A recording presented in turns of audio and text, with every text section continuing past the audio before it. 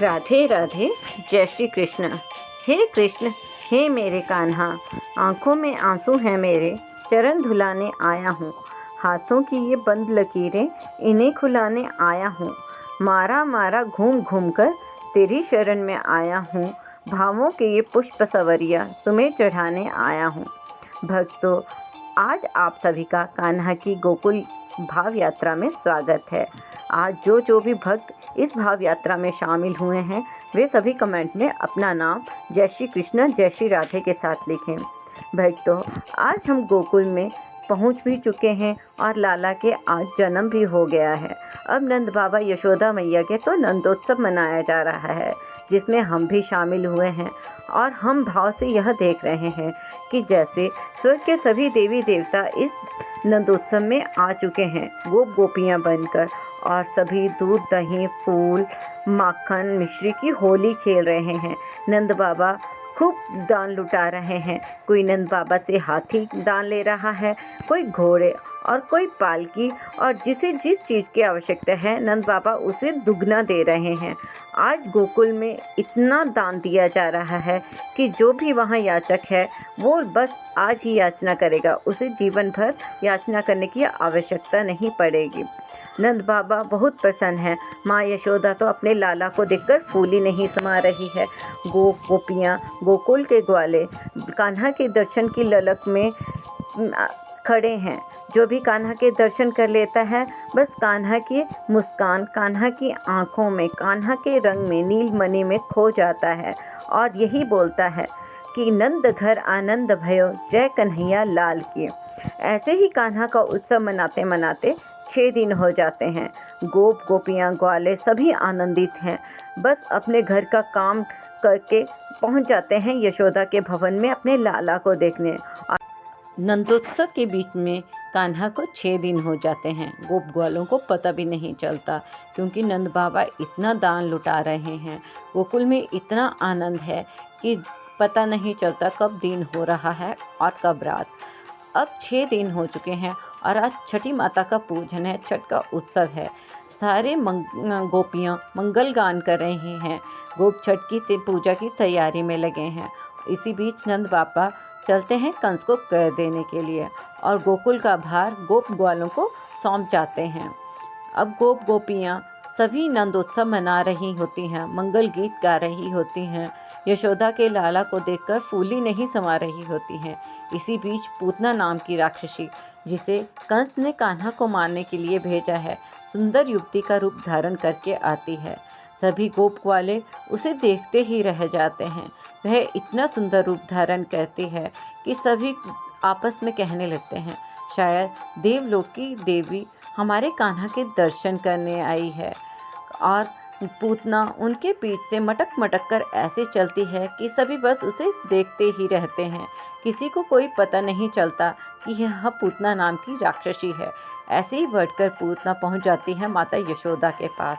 माँ यशोदा उन्हें देखकर हर्षित होती है और कहती हैं कि आप कौन, मैंने आपको पहचाना नहीं। तो पूतना उनसे कहती है कि मैं पास गांव से ही आई हूँ। मेरे पति लाला को आशीर्वाद देकर गए और लाला की सुंदरता का वर्णन जब उन्होंने किया तो मुझसे रहा नहीं गया, इसलिए मैं भी इन्हें अपने स्तनपान करवाने आई हूँ, क्योंकि मुझे ऐसा वरदान मिला है कि जो भी शिशु मेरा स्तनपान करेगा वो जीवन भर बीमार नहीं होगा, हृष्ट पुष्ट रहेगा। तो यशोदा मैया प्रसन्न हो जाती है और अपने लाला को उसकी गोद में डाल देती है। अब पूतना कान्हा को स्तनपान करवाने लगती है। पूतना स्तनपान करवाते यह सोचती है कि बस अब यह लाला का अंतिम दिन है, जबकि उसे यह पता नहीं था कि आज उसी का ही अंतिम दिन है। जैसे ही कान्हा पूतना को देखते हैं, अपने नेत्र बंद कर लेते हैं, क्योंकि पूतना तो अविद्या रूप है और अविद्या कान्हा के सामने टिक नहीं सकती। और कान्हा यह सोचकर भी भगवान शंकर का ध्यान करते हैं कि हे भोलेनाथ, मैं तो गोकुल में माखन मिश्री का आनंद लेने आया हूँ और यह पूतना राक्षसी तो मुझे जहर खिलाने आ गई, और मुझे तो जहर खाने की आदत ही नहीं। जहर तो प्रभु आप बड़े प्रेम से पान करते हो, इसलिए प्रभु आप आइए, इस जहर का पान कीजिए और हम पूतना को उसके लोक पहुंचा देते हैं, मुक्ति देते हैं। तो ऐसे भक्तों ने कान्हा की आंखें बंद करने के बारे में अनेक वर्णन किए हैं। कोई कहता है कि कान्हा आंखें बंद करके यह सोचते हैं कि यह तो मुझे स्तनपान करवाने आई है, इसलिए इसे माता के बराबर उपाधि दी जानी चाहिए, इसे मैं मोक्ष प्रदान करूँगा। इस तरह अनेक कथाकारों ने पूतना और कान्हा के संबंध में अनेक चर्चाएं की हैं। अब पूतना जैसे ही कान्हा को स्तनपान कराती है, कान्हा गटक गटक करके दूध पीने लगते हैं। पूतना मन ही मन सोचती है कि यह तो दूध पिए जा रहा है, मेरे दूध में तो जहर लगा है और यह जहर से इस बच्चे पर क्यों असर नहीं हो रहा है। अब कान्हा कहते हैं, मौसी अब तो मैं तुम्हारा दूध पीऊँगा और साथ में तुम्हारे प्राण भी हर लूँगा। पूतना को यह समझ नहीं आ रहा था कि यह कान्हा क्यों नहीं मृत्यु को प्राप्त हो रहा है। अब कान्हा दूध पीते पीते पूतना के प्राण हरने लग जाते हैं। पूतना जोर जोर से चिल्लाती है कि बचाओ बचाओ, मुंचती मुंचती, मुझे छोड़ दो, मुझे छोड़ दो। पर कान्हा कहते हैं, मौसी अब तो मैंने पकड़ लिया और मैं छोड़ नहीं पाऊँगा, क्योंकि मैं जब किसी भक्त को पकड़ लेता हूँ तो मैं उसे छोड़ना नहीं पाता, क्योंकि मुझे पकड़ना ही आता है, छोड़ना नहीं आता। पूतना मन ही मन सोचती है, यह 6 दिन का बालक बात कैसे कर रहा है। तो कान्हा कहते हैं, मौसी अब तो तुम्हें मुक्ति देकर ही छोड़ूंगा। अब पूतना अपने विकराल रूप में आ जाती है। गोपियाँ, ग्वाले, माँ यशोदा सभी डर जाते हैं और पूतना कान्हा को लेकर आकाश मार्ग में उड़ने लगती है। माँ यशोदा का रो रो कर पूरा हाल होता है। सभी गोप ग्वाले पूतना के पीछे दौड़ते हैं। पूतना आकाश मार्ग में कान्हा को लेकर उड़ती है। कान्हा उसके प्राण हर लेते हैं और पूतना मरने पर धड़ाम करके गोकुल की भूमि पर गिरती है, जिससे गोकुल की भूमि के सारे जंगल, वृक्ष, काफ़ी जगह 18 किलोमीटर की जगह पूतना के नीचे दब जाती है। पूरा रास्ता बंद हो जाता है। गोपियाँ डर के मारे जैसे पूतना के शरीर के पास पहुँचते हैं तो वह माता छठ की पूजा करते करते माँ छठ को धन्यवाद देते हैं कि उन्होंने हमारे लाला की रक्षा की, नारायण ने हमारे लाला को बचा लिया।